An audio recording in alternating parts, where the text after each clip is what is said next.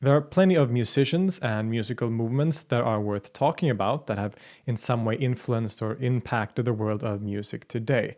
I mean, we've all heard of Bach or Beethoven, for example, and they are very significant and merit episodes of their own, perhaps. But there are also others who are not as well known in a European or Western context that are often just as significant as those in the so-called Western world.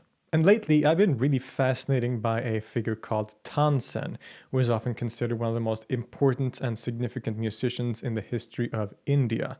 Not only is he a very influential and significant figure for the development of what is known as Hindustani music, but he also kind of embodies that whole tradition through his life and career. So let's talk about the fascinating and even magical life of the musician Tansen.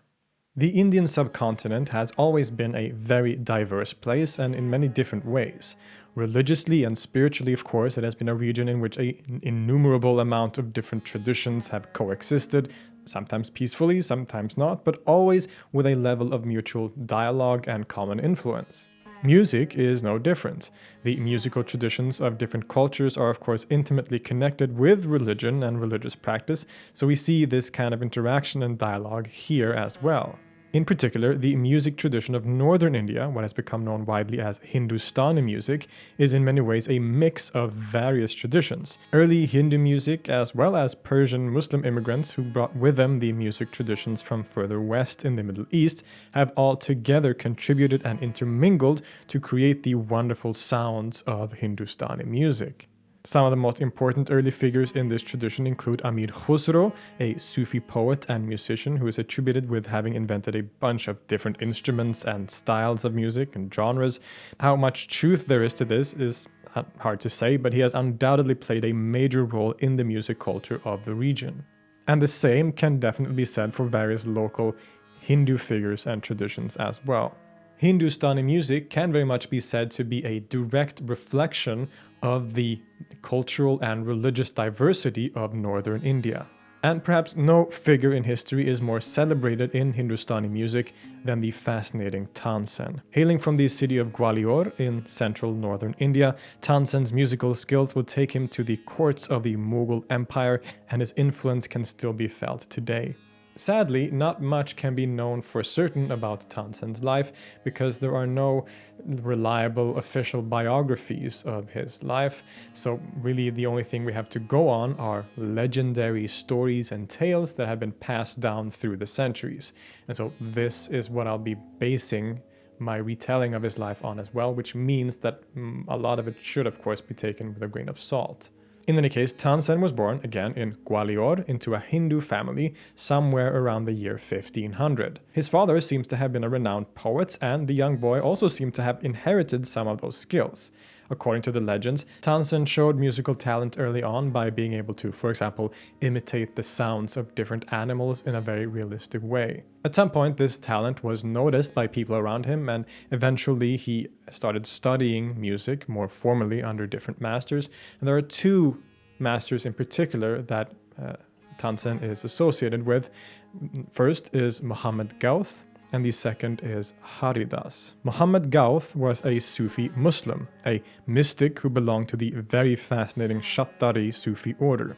He was both renowned as a kind of saint and spiritual master, but also as a great musician. If you're interested in knowing more about Muhammad Gauth and the Shattari Sufi order, or about Sufism in general, you should check out my other channel called Let's Talk Religion, as there will most likely be an episode about him and that Sufi order at some point in the future. In any case, Tansen is said to have become a student of this Sufi master and was taught both spirituality as well as music by him. There are some conflicting accounts about Tansen's religious affiliation. Some chroniclers say that Tansen converted to Islam under the influence of Muhammad Gauth, since he was a Muslim teacher, but the majority of historians and scholars tend to argue that he remained a Hindu for the rest of his life, and the evidence for the latter opinion is quite convincing, since, for example, he's attributed with having written certain songs later in his life that praise the different gods of Hinduism, for example. So in any case, it wouldn't have been unusual for a Hindu to be a student of a Muslim saint in that way, especially at this time, because at this time there was a lot of dialogue and intermingling between the different religions in the region. For example, Sufi-oriented Islam and Hinduism was very much in dialogue, and the different Sufi orders in India, in particular the Chishti order, has been known as being very open to accepting students who are non-Muslims. So the fact that, if Tansen remained Hindu for the rest of his life wouldn't be strange at all, even given the fact that he had a Sufi Muslim as one of his masters. But the second teacher, the one that most chroniclers seem to give the highest importance in terms of Tansen's musical development, was a Hindu saint and musician called Haridas.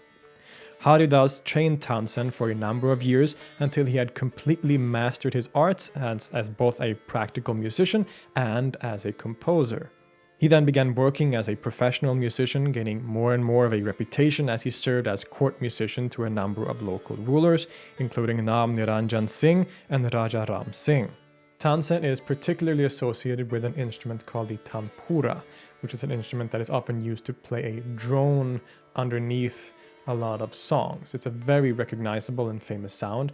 It sounds something like this. Right, so you probably heard that sound before. That's the instrument that he is most associated with as having played, and he would accompany himself while singing on this instrument, the tanpura. But his career really took off when his reputation spread all the way to the court of the great Mughal Emperor Akbar. Akbar is one of the most famous rulers in the history of the world, really, being the most powerful ruler of the largest Muslim-led empire in Indian history, and also famous for his religious openness and dialogues. Before long, Tansen was called to Akbar's court and became one of his favorite musicians. It is probably here that Tansen becomes the really well-known figure that he is today, being a central musician in an imperial court, and the court of the very famous Akbar on top of that, means that he was essentially on top of the world at this time. There are various stories and legends about Tansen's life in the court of Akbar. It's safe to say that he was very highly regarded.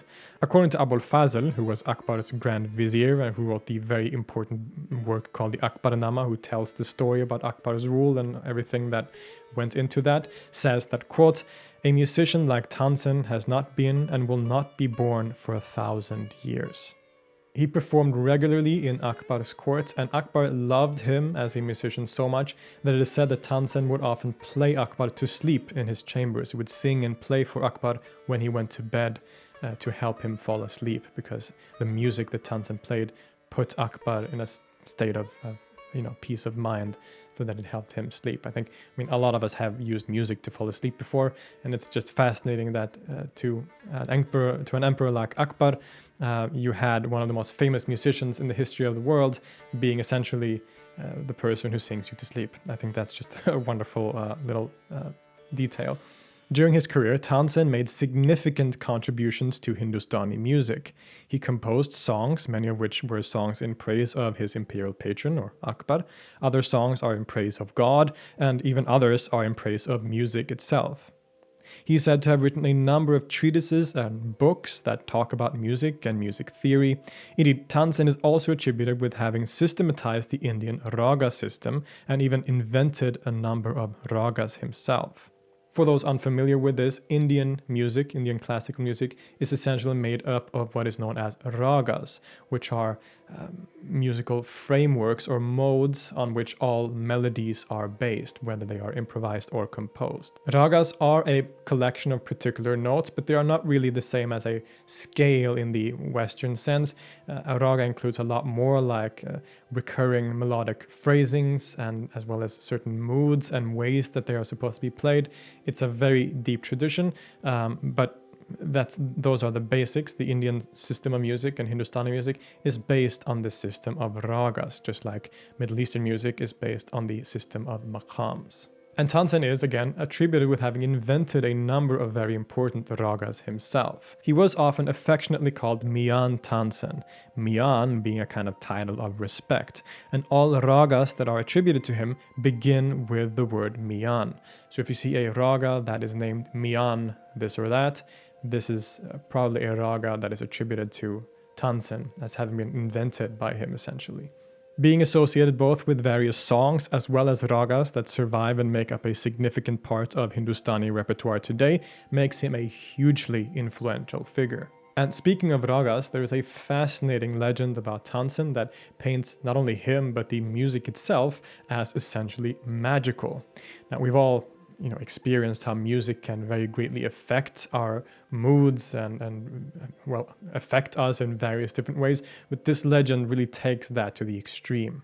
It is said that because Tansen was so popular with Akbar, the other musicians in his court became jealous and wanted to get rid of him.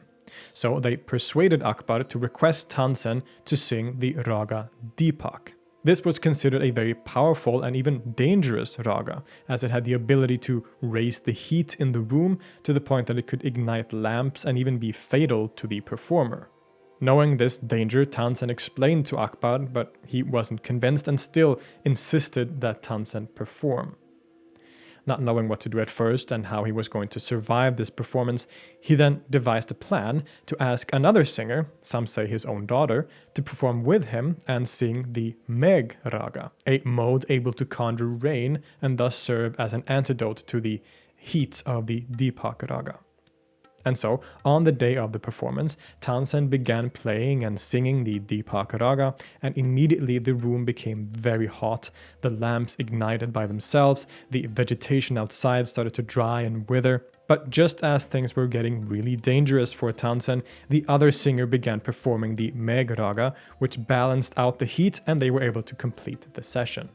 Quite a colorful story that shows you not only the view of Tansen and his incredible musical skills and mastery of the musical art, but also shows you how music itself was seen as having very powerful effects and powers. After a long and significant career as the most cherished musician in India, Tansen passed away. The date of his death is contested with various different claims, but a common claim is that he died either in 1586 or 1589, at least somewhere around those years. He was buried in his hometown of Gwalior in connection to the vast tomb complex of his master Muhammad Gauth, where he still lays to this day.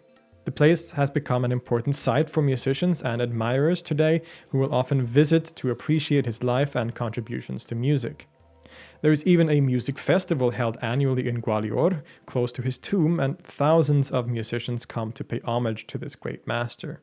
While there are many musicians in the history of the Indian subcontinent who are considered very important and to have influenced the development of Hindustani music, few are seen as important as Tansen. His compositions and contributions to music theory through his different writings and inventions form an important part of this music culture to this very day. And in some ways, his life really mirrors the whole tradition of North Indian music. Being a student of both a Muslim, Muhammad Gauth, and a Hindu, Haridas, Tansen represents that meeting and dialogue that characterize the region and its music. He embodies Hindustani music and its character of Hindu-Muslim interaction, both by being one of its main representatives, but also through the events and experiences of his own life. I'll see you next time.